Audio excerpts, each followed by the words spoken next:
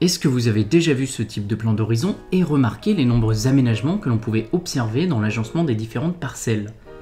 Pour certains, il s'agit de ce que l'on appelle des zones tampons, des installations aux multiples propriétés écologiques. Ça vous intéresse? Alors regardons ça de plus près.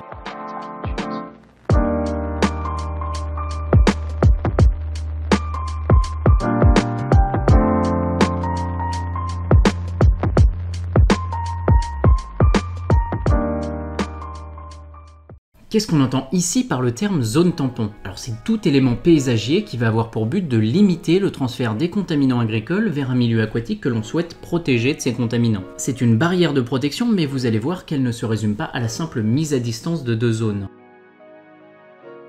La plupart du temps, ces aménagements ont un objectif prioritaire, c'est protéger les milieux aquatiques qui peuvent être sensibles à différents éléments qui sortent d'une parcelle agricole. Un pesticide peut par exemple altérer le fonctionnement biologique d'un cours d'eau. L'érosion des sols est un grand vecteur de matière en suspension qui peut diminuer la photosynthèse d'un milieu aquatique. Et la sortie de nitrates et de phosphates peut causer des phénomènes d'eutrophisation de ce type de milieu au point de les asphyxier. Mais vous allez voir qu'au-delà de limiter des sorties de produits agricoles, elles ont toutes d'autres avantages.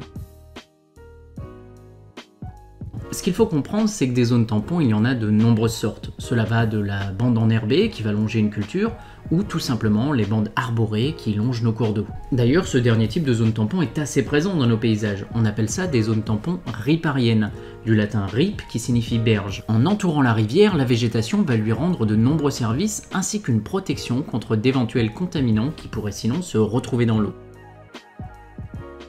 Mais vous l'aurez deviné, si les zones tampons sont si diverses et variées, c'est parce qu'elles n'ont pas toutes les mêmes fonctions. Principalement, ce que l'on veut, c'est éviter que des contaminants agricoles utilisés ne se retrouvent dans un milieu aquatique auquel ces produits ne sont pas destinés, et où ils pourraient avoir des conséquences néfastes sur l'environnement. Et dans la pratique, les zones tampons peuvent être d'excellents outils. Certaines sont efficaces pour dissiper les nitrates et d'autres peuvent réguler, voire diminuer le transfert de phosphates et de pesticides hors de notre terrain. Il faut noter qu'on priorise ce type d'aménagement à l'amont des petits cours d'eau, bien avant qu'elles ne deviennent des rivières de taille conséquente, car c'est à ce moment-là qu'on peut le mieux agir sur la qualité de l'eau.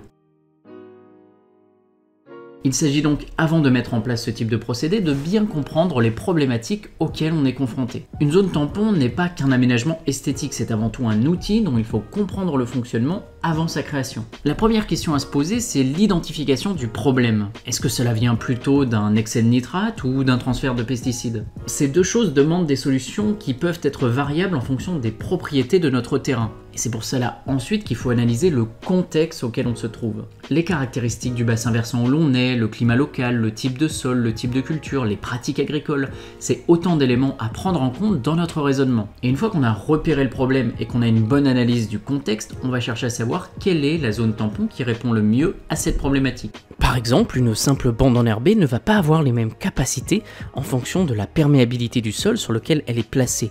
Une zone perméable est efficace pour les pesticides en solution parce qu'elle va permettre l'infiltration de ces substances dans le sol. Par contre, si une zone enherbée est peu perméable ou engorgée d'eau, elle ne sera pas efficace pour ce type de contamination, mais elle pourra être utile pour épurer les nitrates. Il faut donc non seulement cibler les problèmes que l'on veut résoudre, mais également les replacer dans un contexte. Les zones tampons sont de superbes outils, mais leur appropriation nécessite une acquisition de connaissances si on veut qu'elles soient pleinement efficaces. Et d'autant qu'elles ont de nombreux avantages annexes à leur installation. Laisser une zone non cultivée, par exemple, peut faire office de refuge à certaines espèces qui pourront utiliser cette zone comme un lieu sûr pour pouvoir se préserver des activités humaines. On renonce certes à exploiter une partie du terrain qui aurait pu servir à faire des produits agricoles, mais c'est pour préserver la biodiversité. Mais une partie d'entre elles, comme des lombrics ou des insectes, peuvent aussi rendre des services écologiques aux cultures qui les bordent. Cela devient alors un échange de bons procédés.